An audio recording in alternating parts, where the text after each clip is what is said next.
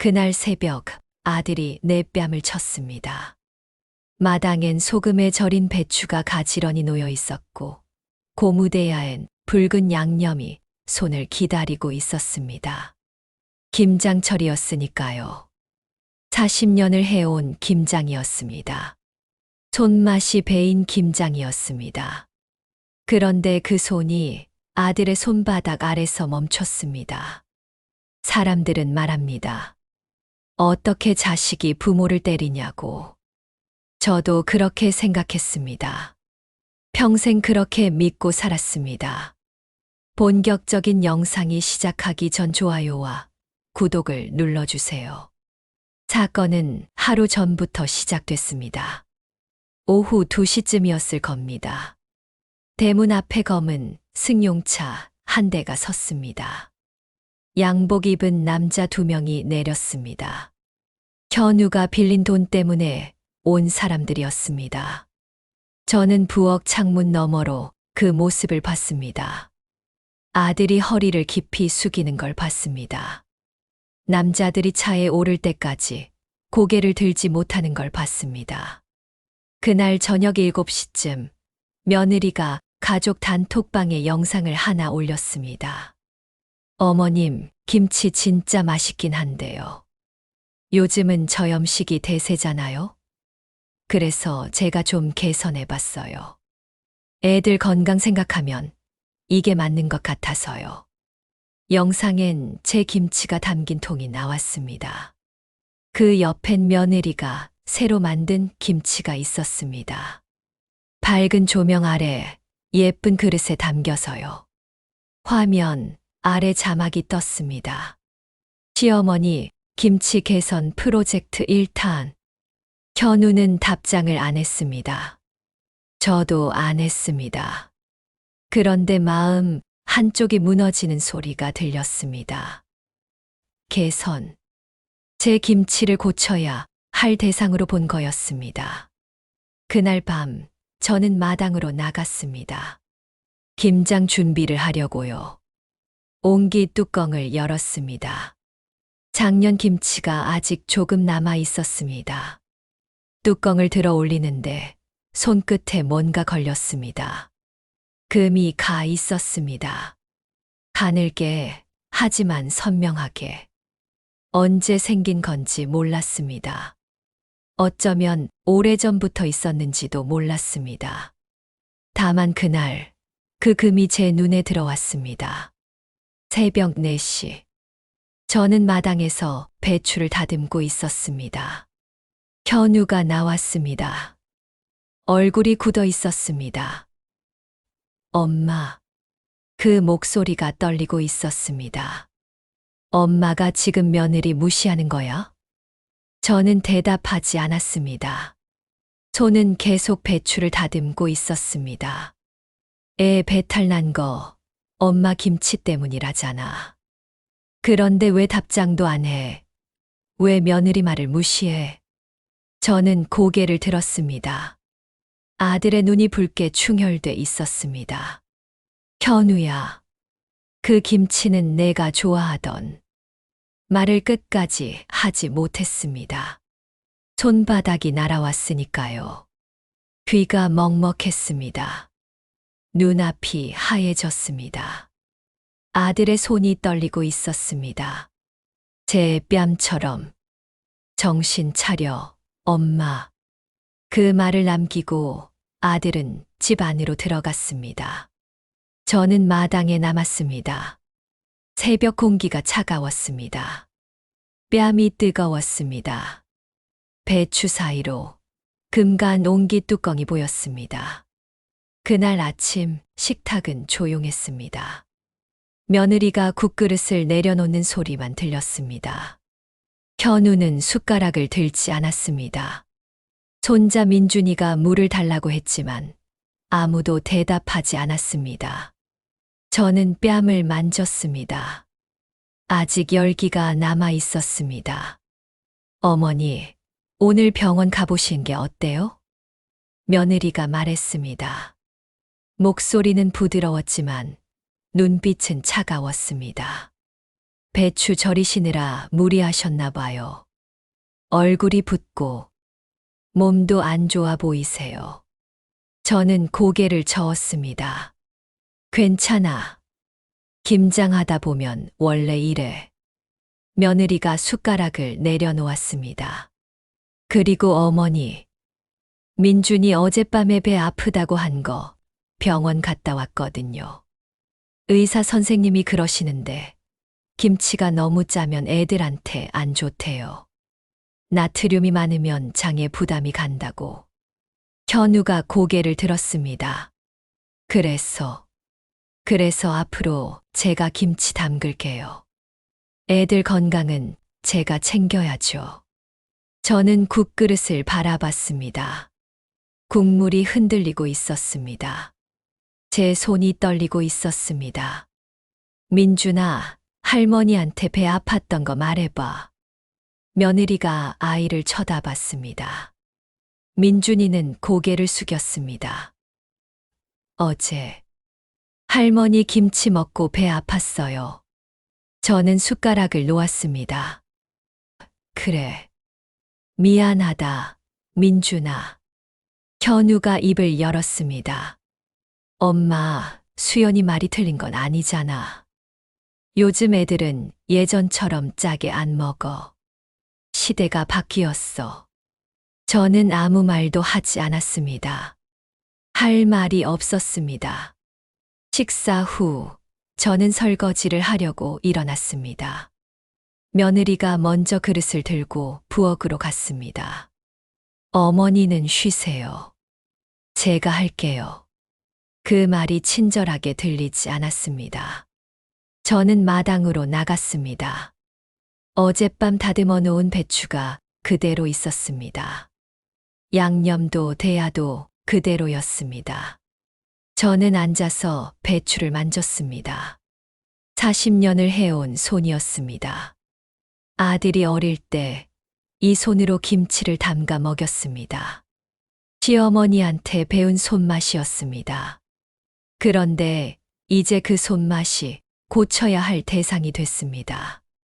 오후쯤 현우가 마당으로 나왔습니다. 엄마, 잠깐 얘기 좀 하자. 저는 손을 씻고 일어났습니다. 현우는 마당 끝에 섰습니다. 저를 똑바로 보지 않았습니다. 엄마, 집 담보 좀 맡겨줄 수 있어? 저는 현우를 바라봤습니다. 얼마나 빚이 있는데. 많아. 근데 이번에 제대로 정리하려고. 그러려면 집 담보가 필요해. 집까지 잡히면 우리 어떻게 살아? 안 잡혀. 내가 갚을 거니까. 저는 고개를 저었습니다. 안 돼. 그건 안 돼. 현우의 얼굴이 굳어졌습니다. 엄마, 나 지금 죽을 지경이야. 그런데 엄마는 집 걱정만 해. 아들 걱정은 안 해. 너 걱정하니까 집을 못 맡기는 거야. 그 집마저 없으면. 그래, 알았어. 엄마는 집이 나보다 중요하구나. 현우가 돌아섰습니다. 저는 그 뒷모습을 바라봤습니다. 그날 저녁 며느리가 휴대폰을 들고 마당으로 나왔습니다. 영상을 찍고 있었습니다. 여러분, 오늘은 시어머니 김치를 좀 더 건강하게 바꿔볼게요. 이렇게 소금을 줄이고요. 며느리가 소금 자루를 들었습니다. 그리고 그 소금을 마당에 쏟아버렸습니다. 이 정도는 과감하게 버려야 돼요. 건강이 우선이니까요. 저는 그 모습을 창문 너머로 봤습니다. 소금이 흩어지고 있었습니다. 하얗게 마당 가득. 저는 휴대폰을 꺼냈습니다. 구청 민원실 번호를 검색했습니다. 손끝이 떨렸습니다. 그리고 그 번호를 메모장에 적었습니다. 다음 날 아침 현우는 일찍 나갔습니다. 며느리는 거실에서 휴대폰만 보고 있었습니다. 민준이는 학교에 갔습니다. 저는 혼자 마당을 쓸었습니다. 어제 쏟아진 소금이 아직 남아 있었습니다. 빗자루가 땅을 긁는 소리만 들렸습니다. 오전 11시쯤 검은 차가 또 왔습니다. 이번엔 3명이 내렸습니다. 한 명은 서류 가방을 들고 있었습니다. 현우 씨 어머님 계십니까? 저는 빗자루를 세웠습니다. 현우는 없는데요. 어머님께 드릴 말씀이 있어서요. 남자가 서류 가방에서 종이 한 장을 꺼냈습니다. 현우 씨 빚이 8천만 원 정도 됩니다. 이자만 매달 200만 원이 넘고요. 3개월째 연락이 안 되고 계십니다. 저는 종이를 받았습니다. 숫자들이 빼곡했습니다. 집 담보 생각해 보시는 게 어떻겠습니까? 아들 위해서라도요. 남자가 명함을 내밀었습니다. 저는 받지 않았습니다. 집은 안 됩니다. 그럼 계속 이렇게 찾아올 수밖에 없습니다. 어머님도 힘드시잖아요. 남자들이 돌아갔습니다. 저는 그 종이를 구겼습니다.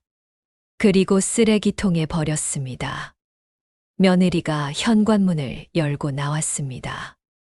어머니, 방금 누구 왔어요? 아무도 안 왔어. 거짓말하지 마세요. 다 봤어요. 채권자들이죠.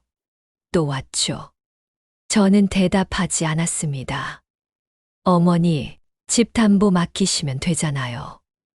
왜 자꾸 버티세요? 오빠 죽으라고 그러는 거예요? 며느리가 목소리를 높였습니다. 집 팔면 우리도 같이 나가야 되잖아. 어디 가서 살아? 그건 나중 일이고 지금은 빚부터 정리해야죠. 근데 어머니는 집만 생각하시네. 저는 며느리를 바라봤습니다. 너도 이 집에서 사는데 집이 없으면 너도 나가야 돼. 그럼 나가죠, 뭐. 전세라도 얻어서 살면 되죠. 근데 어머니는 혼자 어디 가서 사실 건데요. 그 말이 가슴에 박혔습니다. 저녁 무렵 현우가 돌아왔습니다. 얼굴이 더 어두워져 있었습니다. 며느리가 바로 다가갔습니다. 오빠, 오늘 또 그 사람들 왔어. 어머니한테. 현우가 저를 쳐다봤습니다. 엄마, 집 담보 진짜 안 해줄 거야? 저는 입을 열었습니다. 현우야, 그 돈 어디다 쓴 거야? 사업이야, 사업. 근데 잘못됐어. 그래서 지금 정리하는 거잖아. 사업이 또 잘못되면 그럼 집까지 날아가는 거야? 현우가 벽을 쳤습니다. 쿵 소리가 났습니다. 아니면 엄마가 8천만 원 갚아줄 거야. 그게 아니면 입 다물고 있어. 저는 아무 말도 하지 못했습니다. 현우가 소리쳤습니다. 엄마가 지금 수연이 무시하는 거야? 수연이 말은 안 듣고. 손잡이 아픈 건 신경도 안 쓰고 나 죽게 생겼는데 집만 붙들고 있고. 현우야, 정신 차려, 엄마. 현우의 손이 또 올라왔습니다. 이번엔 더 세게 날아왔습니다. 귀에서 이명이 들렸습니다. 오빠, 그만해. 이웃들 다 들어. 현우가 방으로 들어갔습니다. 문을 쾅 닫았습니다. 며느리가 저를 내려다봤습니다. 어머니, 이제 좀 생각해 보세요. 뭐가 중요한지. 그날 밤 저는 잠을 이루지 못했습니다. 저는 메모장에 적어뒀던 구청 번호를 다시 봤습니다. 손가락이 화면 위로 갔습니다. 그리고 전화를 걸었습니다. 여보세요, 구청 민원 씨입니까? 가족관계 정정 상담 좀 받고 싶은데요. 목소리가 떨렸습니다. 통화를 끝내고 저는 온기 뚜껑을 덮었습니다. 구청 민원실은 2층에 있었습니다. 저는 계단을 천천히 올라갔습니다. 가방 안엔 도장과 신분증, 그리고 빈 서류 봉투가 들어 있었습니다. 어떻게 오셨어요? 창구 직원이 물었습니다.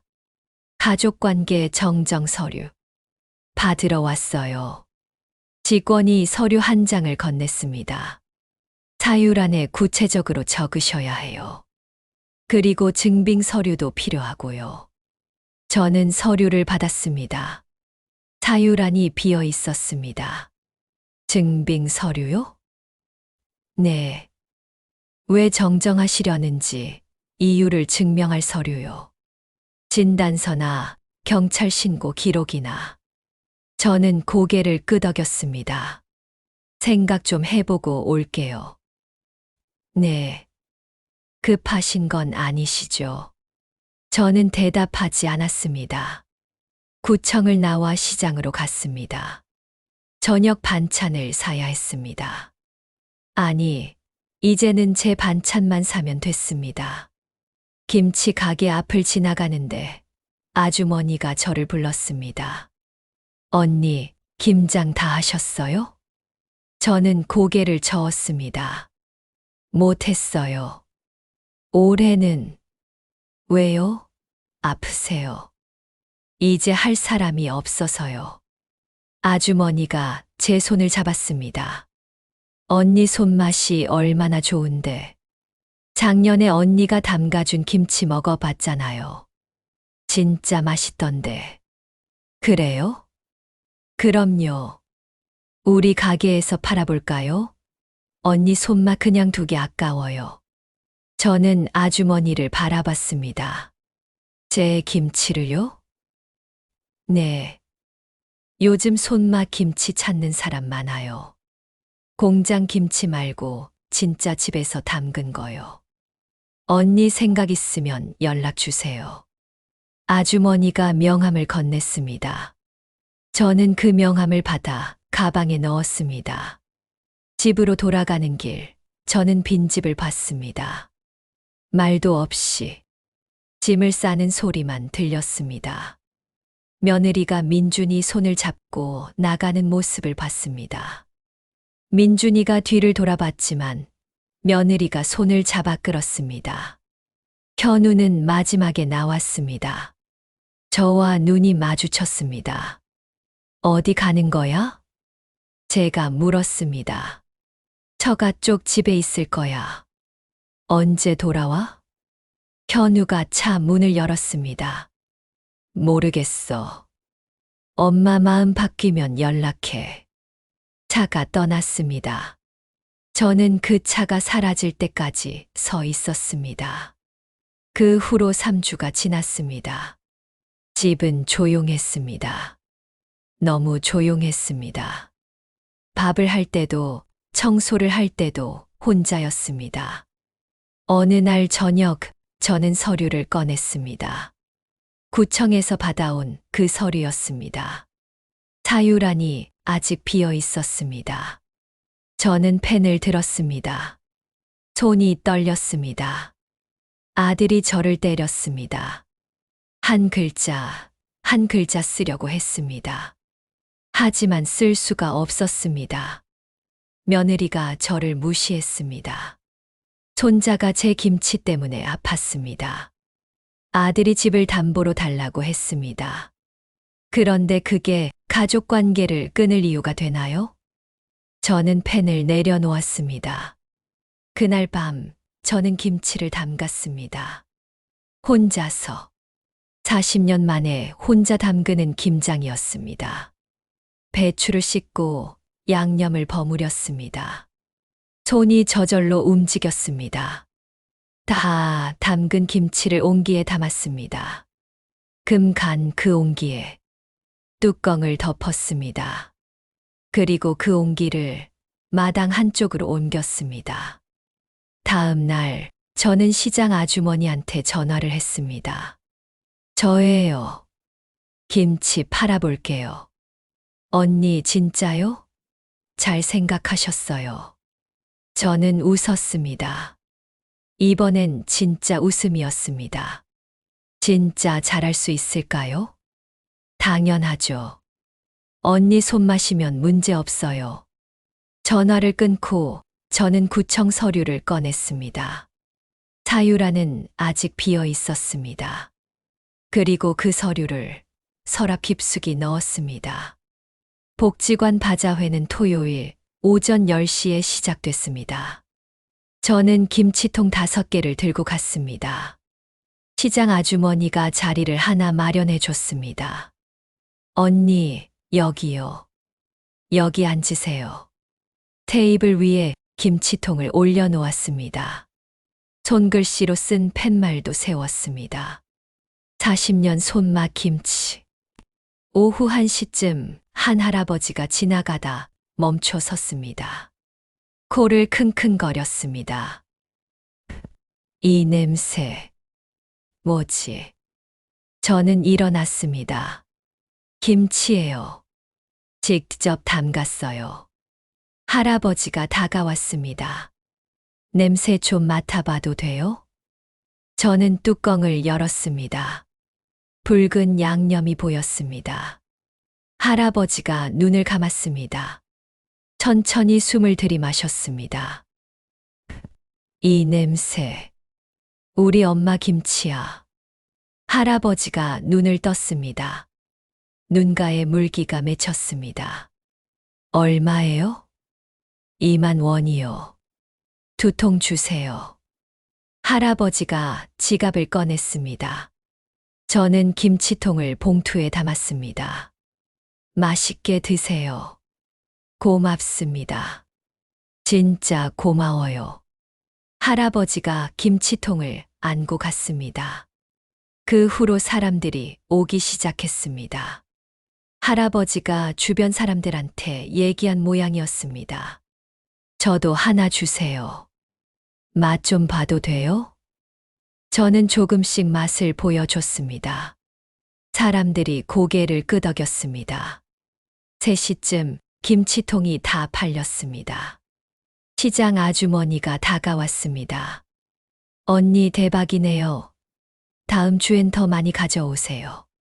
저는 빈 테이블을 바라봤습니다. 가슴이 벅찼습니다. 다음 주부터 주문이 들어오기 시작했습니다. 동네 게시판에 누군가 글을 올렸습니다. 복지관 바자회에서 산 할머니, 김치 진짜 맛있어요. 어디서 살 수 있나요? 댓글이 달렸습니다. 저도 먹어봤는데 정말 집 김치 맛이에요.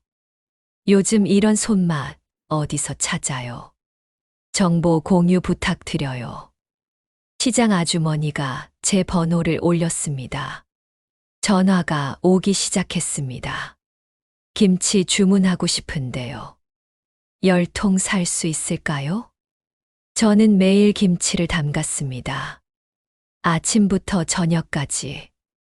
손이 쉴 틈이 없었습니다. 2주 후 지역 라디오에서 연락이 왔습니다. 어르신 인터뷰 좀 하고 싶은데요. 동네에서 소문났다고 들었어요. 저는 라디오 부스에 앉았습니다. 어떻게 김치를 시작하게 되셨어요? 진행자가 물었습니다. 저는 잠시 망설였습니다. 혼자 살게 돼서요. 뭔가 해야 할 것 같았어요. 40년 동안 담가 오셨다고요? 네. 시어머니한테 배웠어요. 그 손맛을 이어가는 거죠. 가족들도 좋아하셨겠어요. 저는 대답하지 못했습니다. 목이 메었습니다. 네. 좋아했어요. 방송이 나간 후 주문이 더 늘었습니다. 저는 쉬지 않고 김치를 담갔습니다. 하루에 20통, 30통. 손이 부었습니다. 허리가 아팠습니다. 어느 날 새벽 저는 마당에서 쓰러졌습니다. 눈을 뜨니 병원이었습니다. 천장이 하얗게 보였습니다. 정신 차리셨네요. 간호사가 말했습니다. 과로예요. 많이 무리하셨어요. 저는 몸을 일으키려 했습니다. 온몸이 아팠습니다. 보호자 연락처 알려주세요. 간호사가 물었습니다. 저는 입을 열었습니다. 그런데 누구 번호를 말해야 할지 몰랐습니다. 없어요. 가족 연락처요? 없어요. 간호사가 안타까운 표정을 지었습니다. 그날 저녁 병실 문이 열렸습니다. 현우가 들어왔습니다. 얼굴이 많이 초췌해져 있었습니다. 눈 밑이 까맣게 그늘져 있었습니다. 엄마. 현우가 제 손을 잡았습니다. 손이 떨리고 있었습니다. 미안해. 엄마, 미안해. 현우가 울었습니다. 저는 그 손을 바라봤습니다. 저를 때렸던 그 손이었습니다. 하지만 지금은 그냥 제 아들의 손이었습니다. 어떻게 알았어? 반찬 가게 사장님이 연락 줬어. 엄마가 쓰러졌다고. 현우가 고개를 숙였습니다. 엄마, 내가 잘못했어. 내가 미쳤었나 봐. 엄마한테 손을 대다니. 수연이 편만 들었어. 미안해. 저는 현우의 머리를 쓰다듬었습니다. 괜찮아. 괜찮지 않아. 나 정말 나쁜 놈이야. 현우가 가방에서 뭔가를 꺼냈습니다. 병원에서 나온 지 일주일이 지났습니다. 저는 김치 주문을 줄였습니다. 하루에 5통만 담그기로 했습니다. 몸이 예전 같지 않았습니다. 시장 아주머니가 찾아왔습니다. 언니, 복지관에서 연락 왔어요. 무슨 연락이요? 김장학교 강사 해달래요. 어르신들한테 김치 담그는 거 가르쳐 주는 거요. 저는 고개를 저었습니다. 전 못해요. 가르칠 줄 몰라요. 언니가 40년 동안 해온 거잖아요. 그게 바로 가르침이에요. 아주머니가 제 손을 잡았습니다. 생각해 보세요. 언니 손맛이 사라지면 안 되잖아요. 저는 그날 밤 잠을 이루지 못했습니다. 가르친다는 게 뭘까요? 저는 배운 적은 있지만 가르쳐 본 적은 없었습니다. 며느리한테 가르쳐 주려 했을 때 거절당했습니다. 아들한테 물려주려 했을 때 외면당했습니다. 그런데 이제 낯선 사람들한테 가르친다고요? 3일 후 저는 복지관에 전화를 했습니다. 김장학교요. 해볼게요. 정말요? 감사합니다. 다음 주 토요일에 첫 수업이에요. 토요일 아침 저는 일찍 일어났습니다. 배추와 양념, 도구들을 챙겼습니다.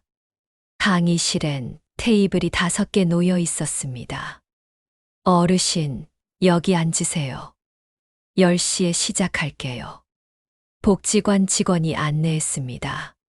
테이블 앞에 섰습니다. 손이 떨렸습니다. 9시 50분 사람들이 들어오기 시작했습니다. 할머니 6명, 할아버지 2명. 그리고 문이 열렸습니다. 현우가 들어왔습니다. 며느리가 그 옆에 있었습니다.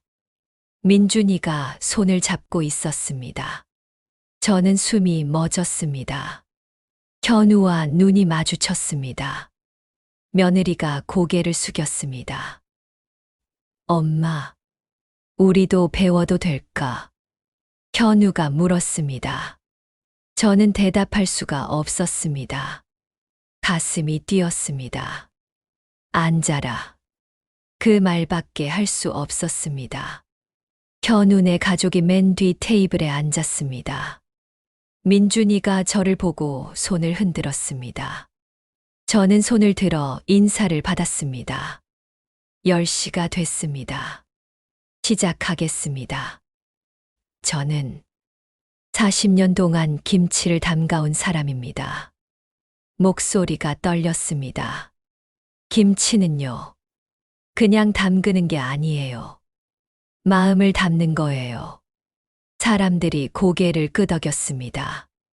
배추를 씻을 때 정성껏 씻어야 해요.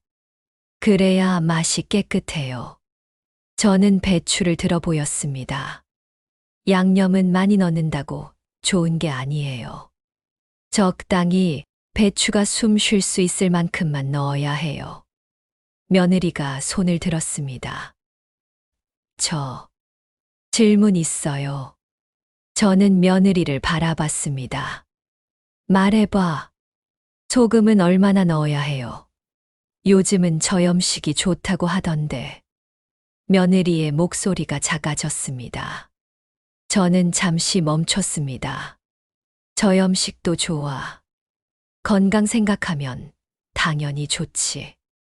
근데 김치는 소금이 있어야 발효가 돼. 너무 적으면 금방 식어. 적당한 게 중요해. 며느리가 고개를 끄덕였습니다. 그럼 어머니 방식이랑 저염식이랑 섞으면 안 돼요? 저는 며느리를 바라봤습니다. 섞어도 돼. 내 방식대로 해봐. 그게 너만의 손맛이 되는 거야. 며느리의 눈이 붉어졌습니다. 어머니, 저 정말 죄송해요. 어머니, 김치 무시한 거 정말 잘못했어요. 며느리가 일어났습니다. 그리고 제 앞으로 왔습니다. 이젠 진짜 배우고 싶어요. 어머니 손맛. 며느리가 손을 내밀었습니다. 저는 그 손을 잡았습니다. 차가운 손이었습니다. 배우자. 천천히. 며느리가 울었습니다. 저도 눈물이 났습니다. 수업이 시작됐습니다. 사람들이 배추를 씻었습니다. 양념을 버무렸습니다. 저는 테이블을 돌아다니며 알려줬습니다. 힘을 빼고 해. 너무 세게 하면 배추가 부서져. 양념이 골고루 묻어야 해. 한쪽만 발라지면 맛이 안 나. 현우네 테이블에 갔습니다. 현우가 배추를 들고 있었습니다. 서툴렀습니다. 엄마, 이렇게 하는 거 맞아. 저는 현우 옆에 섰습니다. 손에 힘 빼. 그리고 천천히 펴. 현우가 따라 했습니다. 배추가 펴졌습니다. 잘했어. 현우가 웃었습니다. 오랜만에 보는 웃음이었습니다. 민준이가 저를 올려다봤습니다. 할머니, 저도 할래요. 그래. 할머니가 도와줄게. 저는 민준이 손을 잡고 양념을 묻혔습니다. 작은 손이었습니다. 따뜻한 손이었습니다. 며느리가 무채를 썰고 있었습니다. 칼질이 서툴렀습니다. 천천히 해. 다칠라. 며느리가 고개를 들었습니다. 어머니, 전 휴대폰으로 찍는 것만 좋아했지. 진짜로 배우려고 한 적은 없었어요. 이제 배우면 돼. 네. 이제라도 배우고 싶어요. 며느리가 다시 무채를 썰었습니다. 이번엔 좀 더 천천히 조심스럽게. 수업이 끝났습니다. 사람들이 김치통을 들고 나갔습니다. 다음 주에 또 와요. 현우가 김치통을 들었습니다. 엄마, 이거 집에 가져가도 돼? 저는 고개를 끄덕였습니다. 그래. 가져가. 맛있게 먹어. 현우가 망설이다 말했습니다. 엄마, 우리 다시 같이 살면 안 돼. 저는 현우를 바라봤습니다. 며느리도 저를 보고 있었습니다. 생각해 볼게. 그 말밖에 할 수 없었습니다. 그날 밤, 저는 서랍을 열었습니다. 구청에서 받아온 서류가 그대로 있었습니다. 사유란은 여전히 비어 있었습니다. 저는 그 서류를 꺼냈습니다. 그리고 마당으로 나갔습니다. 양철 화로에 불을 피웠습니다. 불꽃이 올라왔습니다. 서류를 불 속에 넣었습니다. 종이가 타들어갔습니다. 제가 됐습니다. 바람에 날렸습니다. 엄마. 뒤에서 목소리가 들렸습니다. 현우가 서 있었습니다. 뭐 태우는 거야? 저는 불을 바라봤습니다. 아무것도 아니야. 현우가 옆에 앉았습니다. 엄마, 나 빚 다 정리했어. 처가에서 도와줬어. 저는 현우를 쳐다봤습니다. 집 담보는? 안 했어. 엄마 말이 맞았어. 집까지 걸면 안 되는 거였어. 현우가 고개를 숙였습니다. 엄마, 나 그때 정말 미쳤었어. 돈 생각에, 빚 생각에. 며느리 말만 듣고 엄마 말은 안 들었어. 저는 아무 말도 하지 않았습니다. 엄마한테 손 들었잖아. 그거 평생 후회할 거야. 현우의 목소리가 떨렸습니다. 됐어. 이제 됐어. 저는 현우의 어깨를 두드렸습니다. 엄마는 나 용서한 거야? 용서는 내가 나한테 받는 게 아니야. 내가 너한테 하는 거야. 현우가 울었습니다. 저는 그 모습을 지켜봤습니다. 집으로 가는 길, 민준이가 제 손을 잡았습니다. 할머니, 다음 주에도 김치 만들어요? 그럼. 할머니가 가르쳐 줄게. 집에 도착했습니다. 마당에 온기가 있었습니다. 새 뚜껑이 덮여 있었습니다. 저는 그 뚜껑을 만졌습니다. 금이 없었습니다. 하지만 저는 알고 있었습니다. 금은 사라진 게 아니라 그냥 보이지 않게 된 거라는 걸. 그리고 그게 괜찮다는 걸. 그날 밤 저는 일기를 썼습니다. 천벌은 하늘이 아니라 우리가 내리는 거였구나. 펜을 내려놓고 저는 창밖을 봤습니다. 마당에 달빛이 내려앉아 있었습니다. 용서는 결국 나를 위한 선택이었을까요? 아니면 우리를 위한 것이었을까요? 어떤 관계는 깨져도 다시 이어질 수 있다는 걸. 이 이야기가 마음에 남으셨다면 다음 이야기에서도 함께 걸어요. 구독과 좋아요는 다음 장면으로 가는 작은 발걸음이 됩니다.